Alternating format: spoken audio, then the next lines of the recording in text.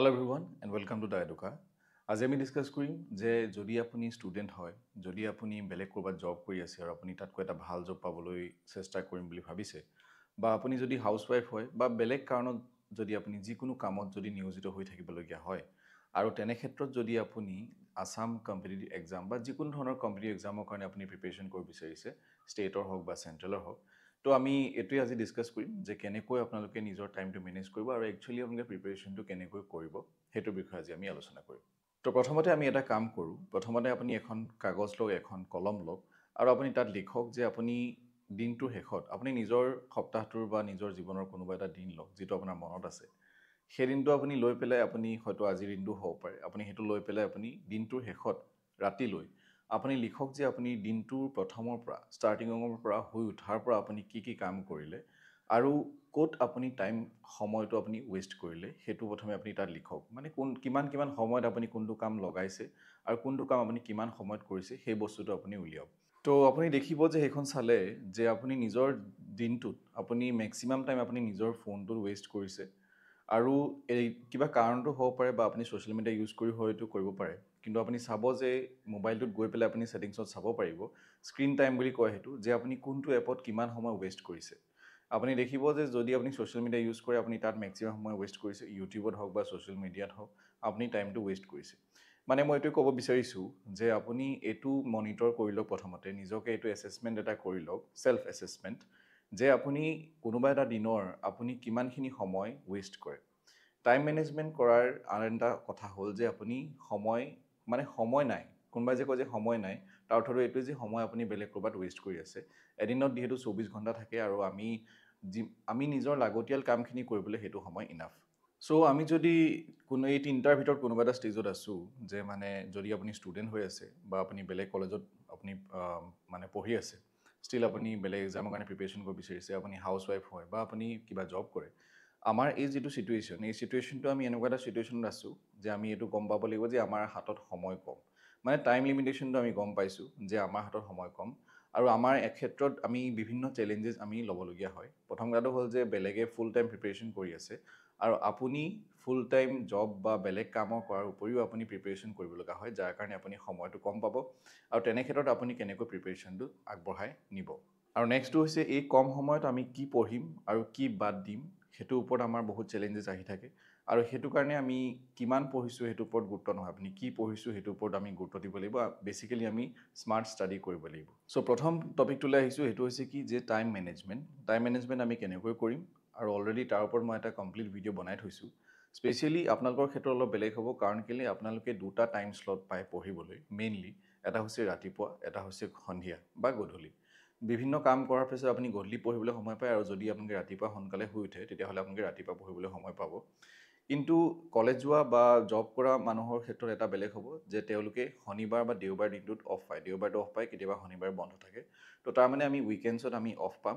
উইকেণ্ডত আমি বেছি সময় কটাব লাগিব তাৰ কাৰণে আমি কি কৰিম মেইনলি মই আগতেও কৈছো এখন আমি প্লেনাৰ বনাম এখন আমি শিডিউল বনাম যে আমি কোনখিনি টপিক কেতিয়া পঢ়িম আমি উইকলি প্লেনাৰ বনাব পাৰো উইকলি টাৰ্গেটটো আমি ৰাখিব পাৰো অলৰেডি মই প্লেনাৰ বা আপোনালোকক মানে যিখন আমাৰ শিডিউল হয় সেইখন কেনেকৈ বনাব পাৰি বা অলৰেডি মই স্যাম্পল আপোনালোকক মই দি থৈছো আমাৰ টেলিগ্ৰাম চেনেলত তাত আপোনালোকে জয়েন কৰিব পাৰে তাৰ পিছত আমি কি কৰিলো আমি উইকডেজ যিবিলাক আমাৰ সোমবাৰৰ পৰা শুক্ৰবাৰলৈকে আমি সদায় 2 ঘণ্টা বা 3 ঘণ্টা সময় আমি পঢ়িব পাৰিম আৰু মই ভাবো 2 ঘণ্টা বা 3 ঘণ্টা সময় পঢ়িলে ইনাফ হয় যদি আপোনালোকে ভালকে পঢ়ে আৰু কি পঢ়িছে আপোনালোকে যদি গম পায় আপোনালোকে যদি সঠিক দিশত আগবাঢ়ি গৈ থাকে তাৰ পিছত আপুনি ৰাতিপুৱা সোনকালে উঠিলে আপুনি অফিচলৈ যোৱাৰ আগত বা আপুনি কলেজ যোৱাৰ আগত পঢ়িব পাৰে তাৰ পিছত আপুনি আৰু কলেজ ষ্টুডেন্টৰ আৰু ভাল যে তেওঁলোকে সোনকালে আহে কলেজৰ পৰা আৰু ওলতলৈ বগাই নফুৰি যদি তেওঁলোকে এইবিলাকত ফোকাস কৰে তেতিয়াহ'লে অলেখ সময় আছে তাৰ পিছত ৰাতিলৈ আপুনি তেনেকৈ বা 1 ঘণ্টা বা 2 ঘণ্টাৰ এটা সেশন ৰাখিলে কিন্তু আমি সেই টাইম লিমিটটো আমি শনিবাৰ বা দেওবাৰ আমি বঢ়াব লাগিব কেনেকৈ বঢ়াম যিহেতু আমাৰ শনিবাৰ আৰু দেওবাৰ আমাৰ বন্ধ থাকে সেই শনিবাৰ দেওবাৰ আমি বেছিকৈ পঢ়িব লাগিব 6 ঘণ্টাৰ পৰা 8 ঘণ্টা আমি পঢ়িব লাগিব আমাৰ যিমানখিনি ৰিভিজন থাকে যিমান আমাৰ এমসিকিউ প্ৰেক্টিস থাকে বা যিমান আপোনালোকৰ পঢ়িবলগীয়া থাকে আমি সেই দুদিনত ভালকৈ আমি কৰিব লাগিব তাৰ উপৰিও আমি এক্সট্ৰা টাইম উলিয়াব পাৰোঁ কেনেকৈ যদি কোনোবাই জব কৰিছে তেতিয়াহ'লে তেওঁৰ যদি ব্ৰেক টাইম থাকে তেওঁৰ যদি লাঞ্চ টাইম থাকে তেনে ক্ষেত্ৰত তেওঁ কিবা ভিডিঅ' চাব পাৰে যদি তেওঁ বাছত ট্ৰেভেল কৰি গৈ আছে যদি তেওঁ গাড়ীত ট্ৰেভেল কৰি গৈ আছে তেতিয়া তেনে ক্ষেত্ৰত তেওঁ নিজৰ ফোন উলিয়াই পেলাই ইউটিউবত তেওঁ ভিডিঅ' চাব পাৰে বা শ্বৰ্ট ভিডিঅ' চাব পাৰে বা অডিঅ' শুনিব পাৰে অডিঅ' লেকচাৰ্ছো থাকে বা ভিডিঅ' এটা প্লে' কৰি থাকিও তেওঁ শুনিব পাৰে তাৰ উপৰিও কলেজ ষ্টুডেণ্টৰ কাৰণে তেওঁলোকে কেণ্টিনত বহি আড্ডা মাৰি থকাতকৈ তেওঁলোকে সেইটো সময়ত এনেকুৱা ধৰণে প্ৰিপেৰেশ্যনটো চলাই নিব পাৰে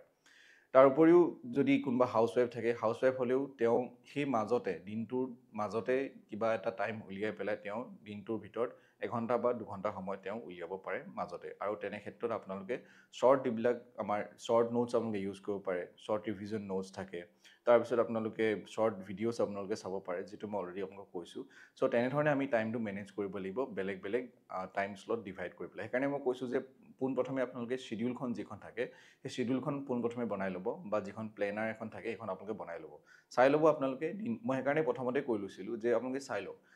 দিনটো আপোনালোকে কেনেকৈ চলে আপোনাৰ দিনটো ক'ত ক'ত টাইমটো যায় আৰু আপোনালোকে টাইমটো কেনেকৈ আৰু কোনখিনি সময়ত আপোনালোকে পঢ়াক লৈ টাইমটো আপোনালোকে দিব পাৰিব ইয়াৰ লগতে আপোনালোকে স্মাৰ্ট ৰিডিং মানে পঢ়াৰ যিটো বেলেগ বেলেগ টেকনিকো আপোনালোকে ইউজ কৰিব পাৰে যেনেকৈ মই আপোনালোক কৈছিলোঁ যে বেলেগ পম'ড'ৰ টেকনিক্স আছে যে মানে আপুনি কেনেকৈ পঢ়ি কমফৰ্টেবল হয় সেইটো আপুনি এদিনতে গম নাপাব বা আপুনি যেতিয়া আপুনি লাহে লাহে পঢ়ি থাকিব তেতিয়া আপুনি নিজে সেই জ'নটোত পৰি যাব কিন্তু আপুনি জাষ্ট এদিনত আপুনি ষ্টাৰ্ট কৰিব লাগিব আপুনি লাগিলে যেতিয়াই নিদিয়ক পৰীক্ষাটো আপুনি কোনোবা নহয় কোনোবা এদিনা আপুনি ষ্টাৰ্ট কৰিব লাগিব এনেকুৱা নহয় যে আপুনি এতিয়া পঢ়ি আছে বেলেগে ঢেৰ পঢ়ি ল'লে সেইবিলাকত থাকিলে নহ'ব আপুনি জাষ্ট ষ্টাৰ্ট কৰক সেইটোৱে আপোনাক বৰ্তমান লাগে আৰু ষ্টাৰ্ট কৰি কৰি যেতিয়া আপুনি কনচিষ্টেণ্ট হ'ব মই আগতেও কৈছোঁ যে অলৰেডি মই এটা ভিডিঅ' দি থৈছোঁ যে কেনেকৈ আপুনি কনচিষ্টেণ্টলি পঢ়িব কেনেকৈ নিজকে সেই ট্ৰেকটোত ৰাখিব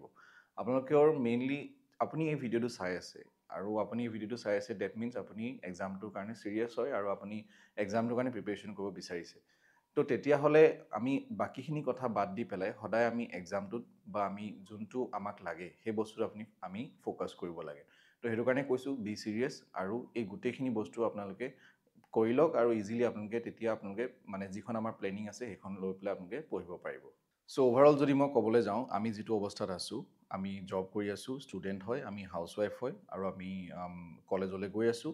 তো আমি গোটেইখিনিকে আমি মেইন আমাৰ এটাই প্ৰব্লেম মেইনলি টাইম মেনেজমেণ্ট আৰু টাইম মেনেজমেণ্টৰ মেইনলি অপশ্যনটো এইটোৱে হৈছে যে আপুনি টাইম ৱেষ্ট নকৰাটো তো সেইটো কাৰণে মই প্ৰথমে কৈছিলোঁ যে টাইম ৱেষ্ট আপোনাৰ ক'ত হৈছে আপোনালোকে চাই ল'ব